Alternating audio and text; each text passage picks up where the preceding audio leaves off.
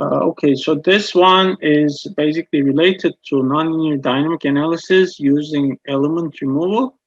And here the application is particularly on reinforced concrete frames with unreinforced masonry infill walls. Therefore, I included a few other modeling aspects that we did in this work in these set of slides.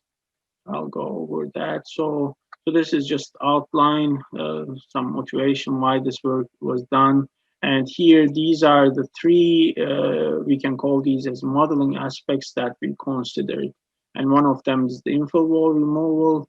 And part of this also includes this in-plane, out-of-plane interaction of infill walls and some column shear failure modeling due to infill wall frame interaction.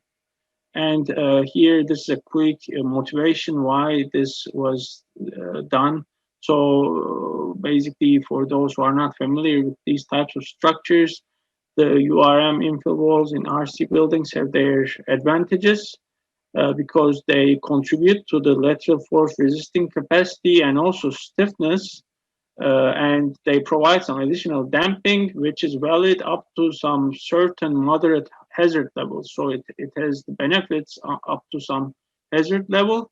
But in really large earthquakes, it has the detrimental effects, such as the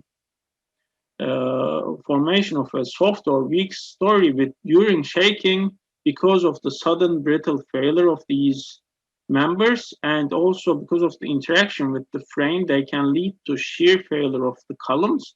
And because of the in-plane, out-of-plane interaction of these infill walls, they have reduced capacity in both directions, and also, in terms of practical threats. So the debris from the out-of-plane failure could be a threat for life safety, and also when they are not arranged, when they are arranged in an asymmetric way, they could lead to also significant torsional effects.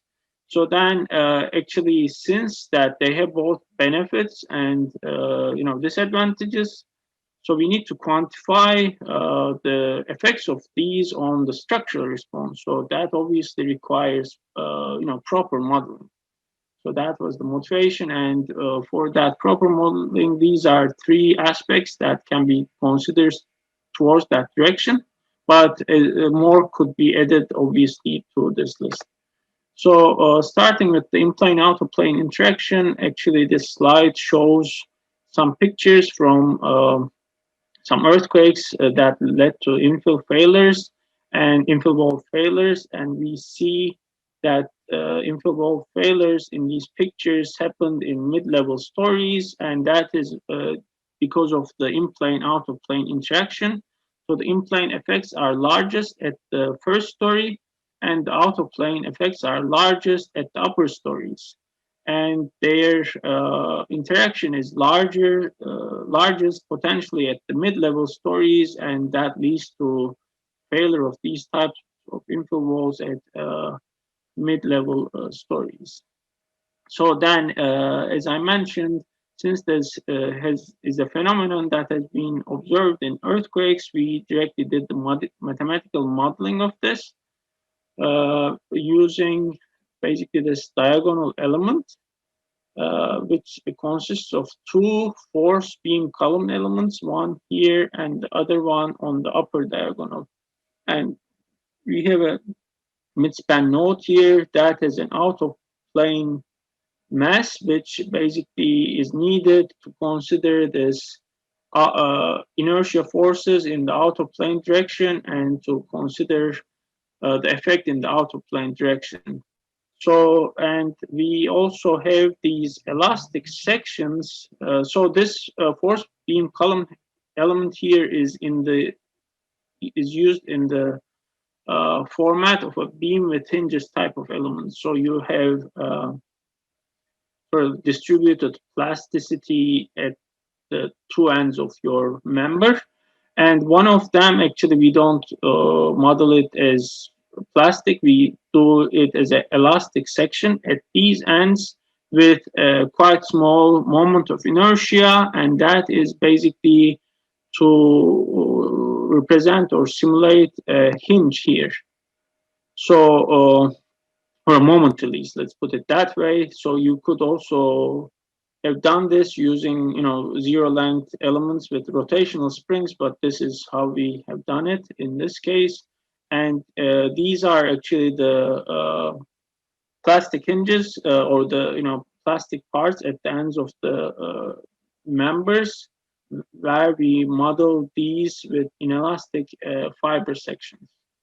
And by this type of modeling, what you obtain is you basically have a compression truss member in the in-plane direction, in the diagonal, and in the out-of-plane direction, you have a flexural member, which is, something closer to a simply supported beam or with a beam with springs at the ends. And you can consider the interaction of these two directly at this location through this inelastic fiber section. So, and then what is that interaction between in-plane and out-of-plane actions? It has been obtained as a result of some experiments and then consequent finite element simulations as a 3/2 power rule between the in-plane axial forces and the out-of-plane moments.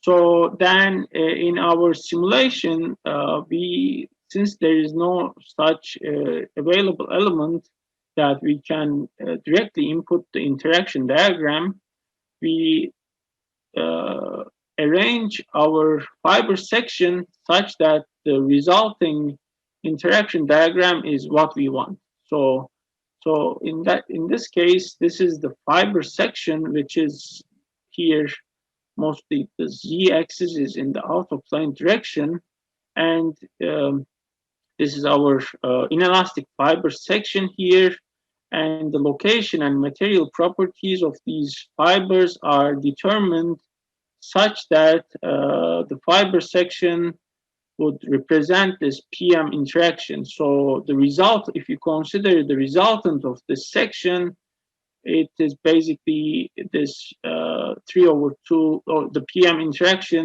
defined by this 3/2 power rule. So that is how it is set up. And so this is the one related to the in-plane, out-of-plane interaction.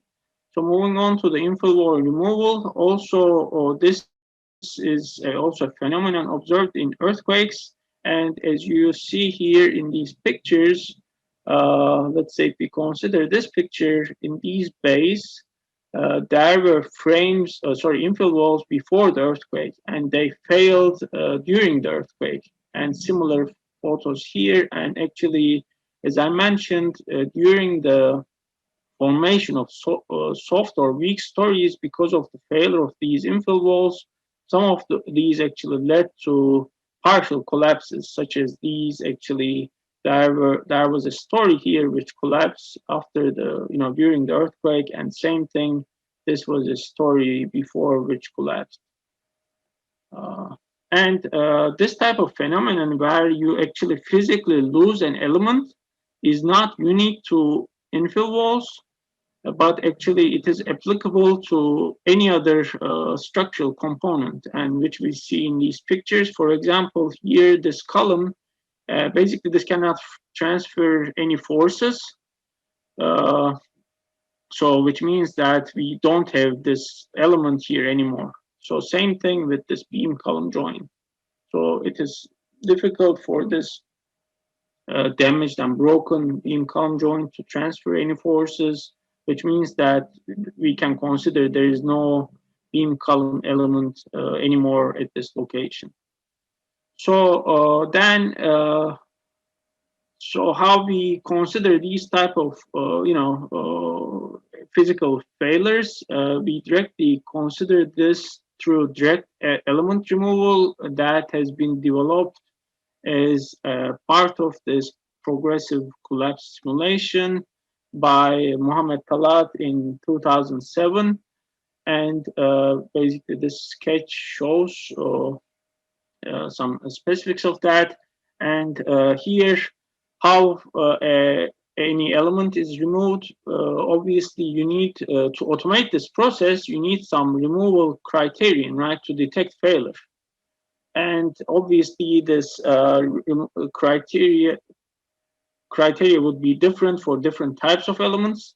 And once you detect that an element has failed, you directly remove it from the structural model during the time history or dynamic analysis. But you need to be careful while doing this, not to have any issues. So, for example, when you remove an element, you also need to remove its nodal or element forces. Otherwise, we cannot proceed with the element. Or let's say if we consider this case, if we remove this element and if we remove this one, the one in the middle will not be supported, and basically this will be unstable, and the solution also cannot proceed. So also you need to do some bookkeeping and also need to remove this element. Similarly, if we consider, let's say, this cantilever here, when you remove this element, you need to remove this node for the same purpose. So that's why this type of element removal and automatization of this requires some bookkeeping. And what is the advantage of this? Basically, this can avoid numerical problems related to the negative stiffness or the residual strength portions in the force displacement relation, which we can demonstrate again using a 2-degree of freedom system. And if we consider the force displacement relation of this spring is, let's say, defined by this trilinear force displacement relationship, here the numerically challenging parts are this negative stiffness region or the residual strength region. So then if we actually remove this element when we are somewhere in this negative stiffness portion, we are not only removing this element that does not exist anymore because it practically lost most of or all of its resisting capability, but we are also removing the numerical problem in that sense. And here this slide just demonstrates it with a numerical example with some assigned mass values and damping ratio and leading to some reasonable period values. And these springs again have this type of force displacement relation. And we did the simulation using the standard Al Centro ground motion. And here this shows the force displacement relation that you would obtain as a result of your nonlinear dynamic analysis from this spring. And here what we observe is this residual strength is not exactly zero, but it is something quite close to zero, and these two spikes here are mostly artificial, and due to numerical problems we shouldn't have had these unloading parts here because this is not physically meaningful. This goes directly in the other direction. So actually if we look at the displacement history of this node, we also see these here. So what happens is at this time, we reach this residual strength, and these spikes also show them here after this time at these locations. So then let's see what happens if we would remove this element actually at this location, somewhere in the negative stiffness portion.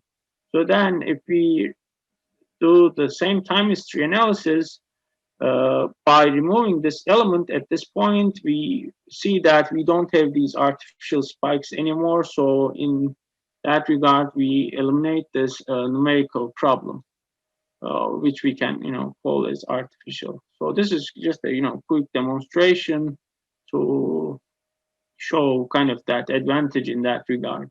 And also, let's say when you don't have much information about the post of peak response, then rather than modeling it randomly with some assumptions, it also makes sense to remove this element. And as I mentioned, this reduces the numerical problems. And one of the direct benefits that you can use for different types of simulations is you can directly track the rigid body motion of a failed element, relative to the damage system, to investigate the possibility of a subsequent collision. Let's say if we consider these trusses here, when this fails, it would fall on top of the bottom truss, right? So then you can directly follow the rigid body uh, movement of this, and then there would be an impact force here due to the collision here, and you can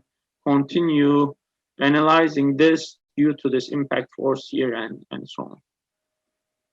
So then what we did is basically we implemented this for since we the applying this for the removal of infill walls is quite intuitive and backed up with observations from earthquakes. We directly implemented this, and for that, as I mentioned, we needed a removal criterion. And here, this interaction curve that is represented in terms of in-plane displacements and out-of-plane displacements is our removal criterion. So then, what happens is when during the time history, when the combination of in-plane and out-of-plane displacements reach this interaction curve, then we basically remove the element at that point. And this algorithm directly specifies what's going on in that regard. So, and here, because there is not any experimental data about this, we directly follow that 3/2 power rule that we used for the force interaction for the displacement interaction. And okay, so then here, as I mentioned, if we consider, we did the analysis on this 9-story, actually reinforced concrete, non-ductile reinforced concrete frame. And here, this is just a demonstration when basically for this element, when the in-plane out-of-plane combination of those displacements touch this interaction curve, basically this element is directly removed from the model, and then the time history also continues after this. And actually, this is a video that demonstrates that. And here, this is the numerical model, which will see the deformed shape during the time history analysis, and this is our interaction curve, and this represents the ground motion. And here, let's see. So then, actually, this represents the interaction curve of this member.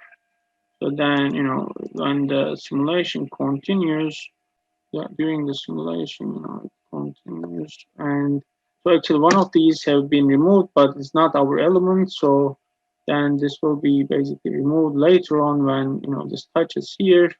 And eventually that leads to a soft story.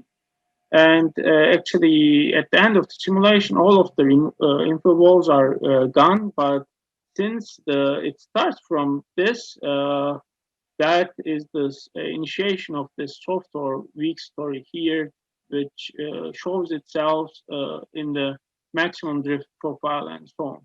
So then, to complement the study, we did a retrofit in collaboration with Mars Structural Design. At that time, it was Tipping Mar, but now it's Mars Structural Design with David Marr from actually Berkeley.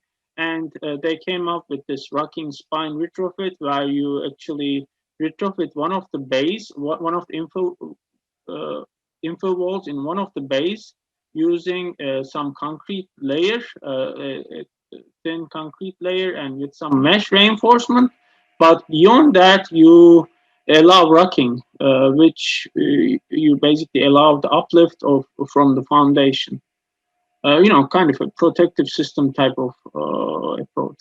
And in that case, this just shows the inter-story drift ratio from the nonlinear time history results. And obviously, we see this soft story or here in the case of the as-built structure. And this, again, is mainly due to the failure of the infill walls during the time history simulation.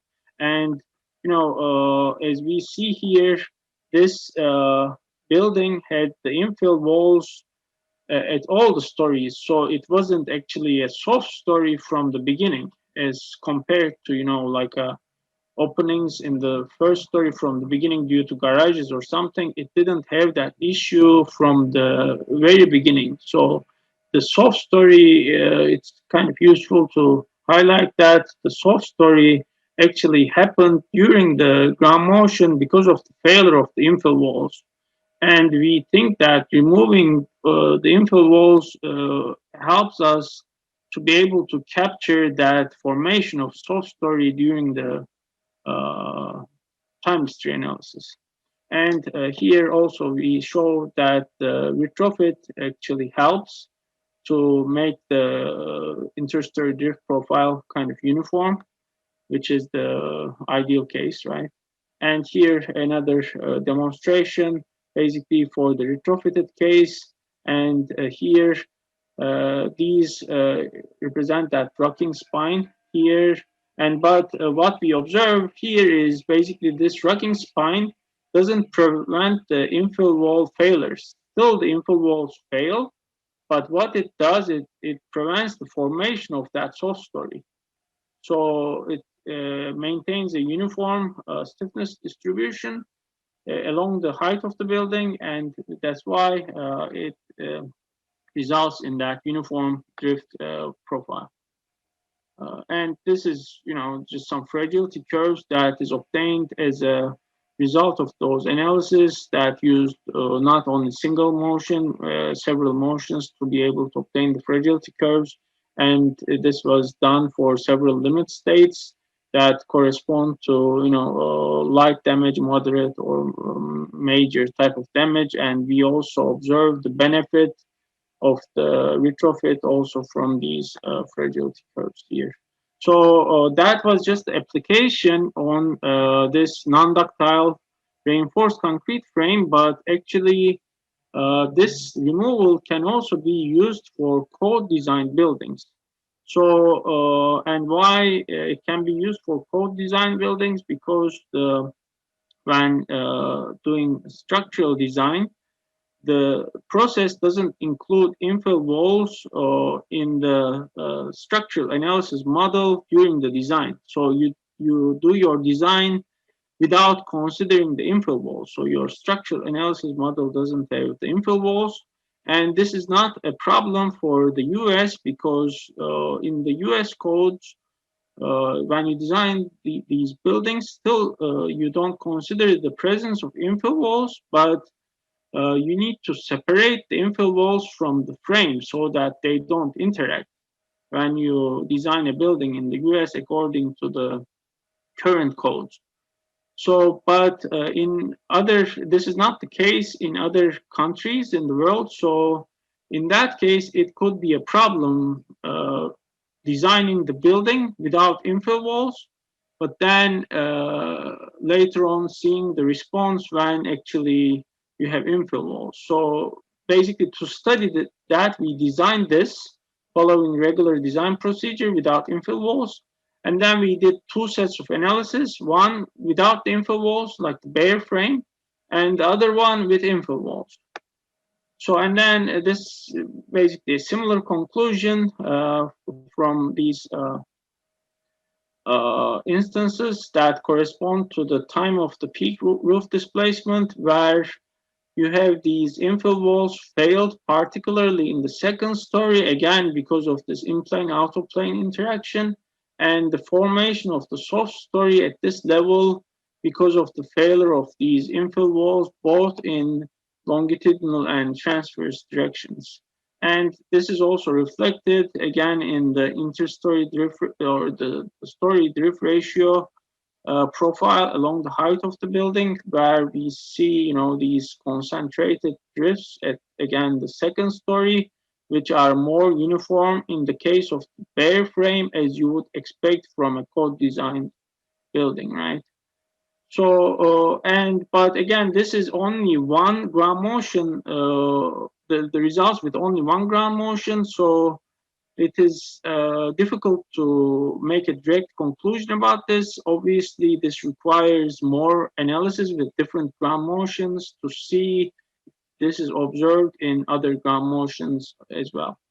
So then this slide here just shows or studies the presence of the in-plane, out-of-plane modeling. So the question is, would we be able to capture this effect of the soft story if we didn't model the in-plane, out-of-plane interaction? So this analysis are conducted only using element removal without in-plane, out-of-plane interaction, the ones in red.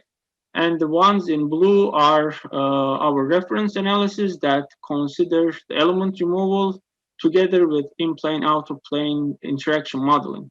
So, and here we see that when we don't include the in-plane, out-of-plane interaction, we cannot capture that soft story formation in the longitudinal direction. So that also demonstrates that these methods or modeling aspects should be used all together to capture important characteristics about the behavior of the structures. So then actually the infill wall removal, this progressive collapse with element removal, as I mentioned, has been done by Mohammed Talat in 2007, but that has not gone to the standard version of OpenSees. But we have the infill wall removal, particularly in the standard OpenSees version that you download from the website and so on. And you can find the C++ files in relation to the removal of these infill walls in the GitHub.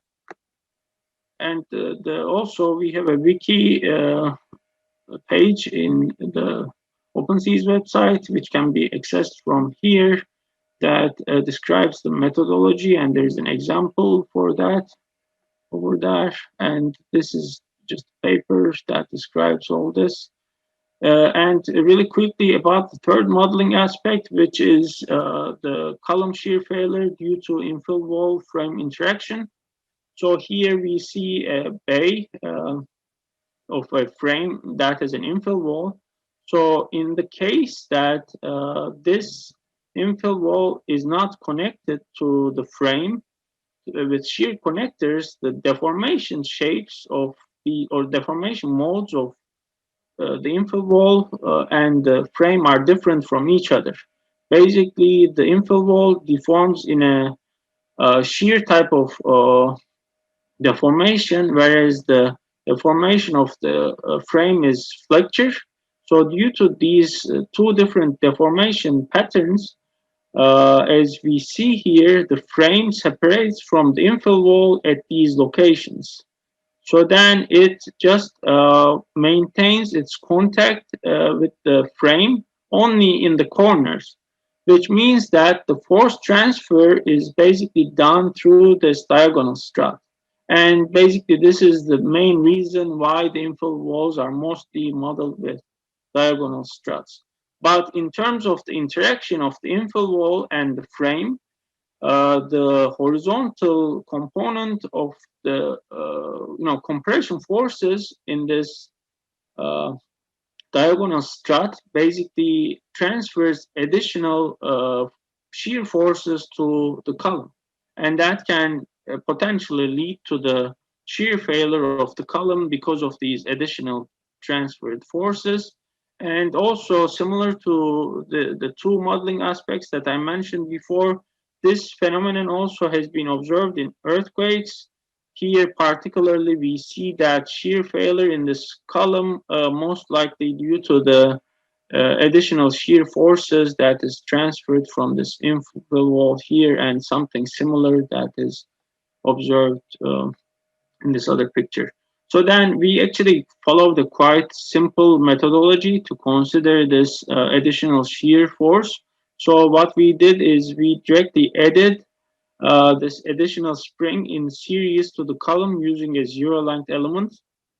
So basically this is the node, which is the end of your column, the top node of the column. and also the infill wall gets connected here, and this is the node at the end of the beam. So there is a zero length element between these two that represents the shear spring. So, and the force deformation relationship of this shear spring directly represents the shear response of the column.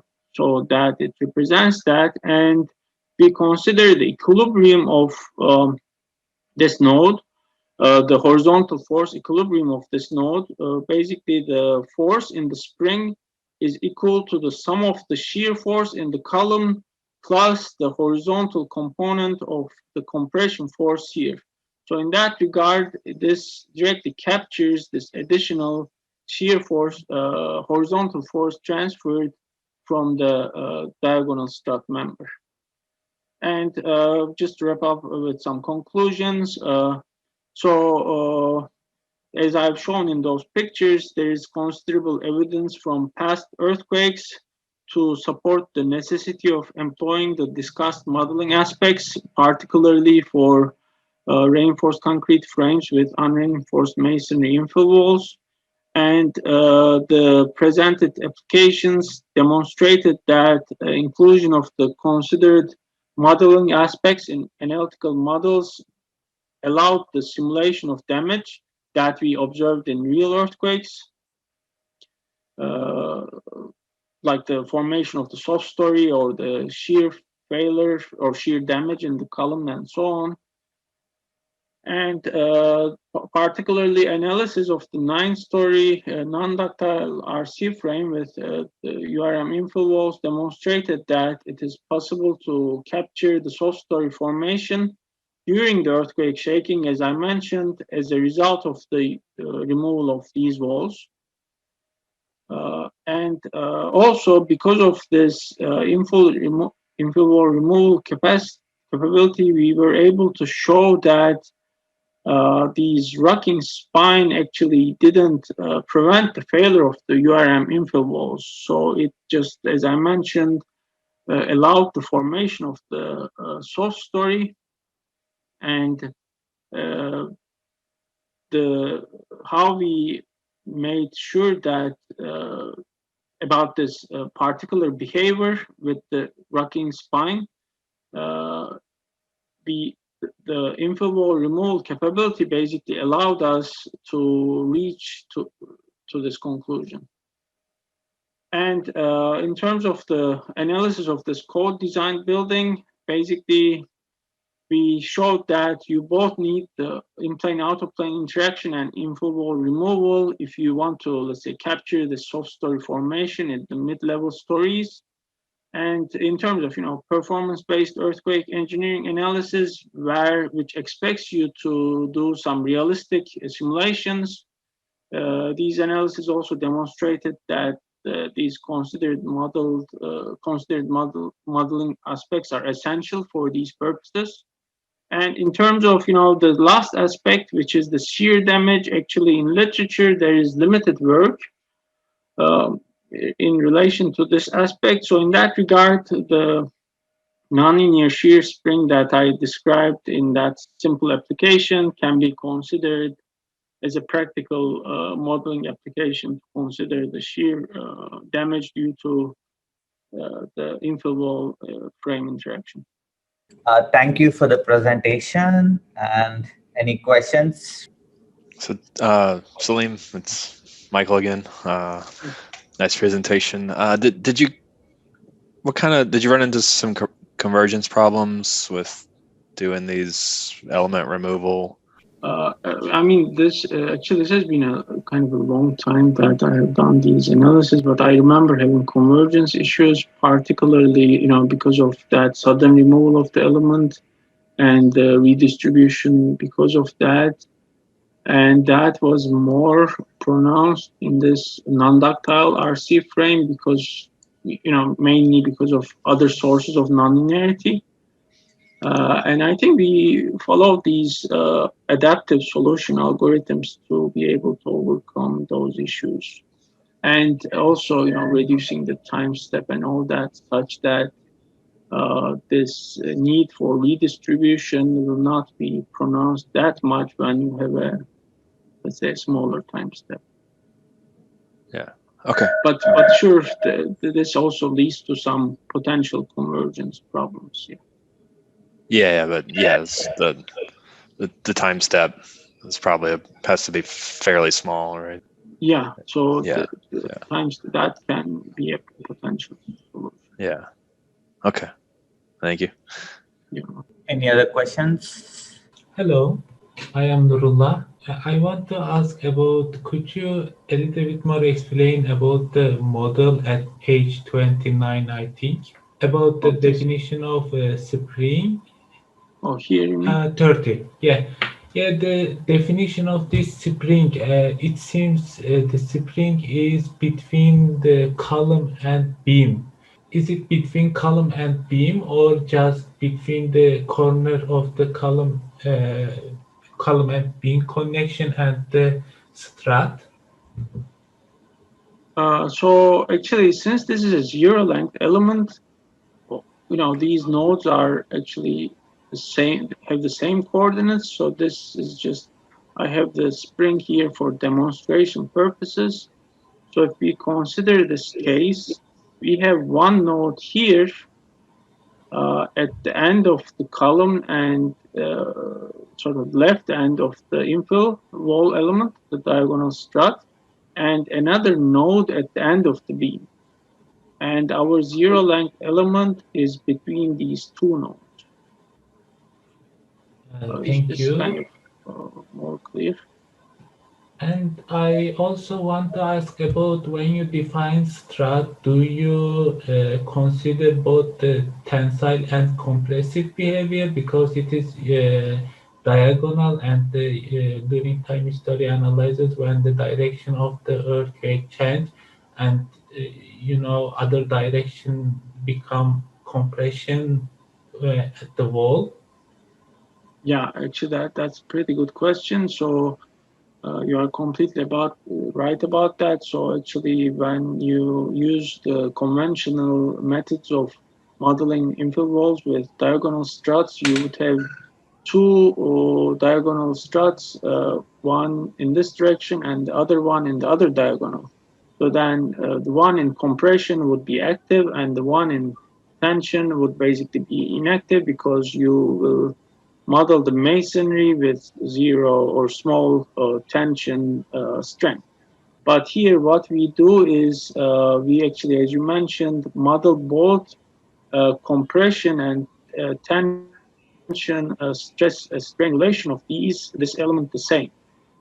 So that's why this works both when when the direction of the earthquake deformation is to the right or to the left, meaning that when it is in compression or tension, it basically works in the same way. So basically, in this case, this element represents those two elements that you would model otherwise.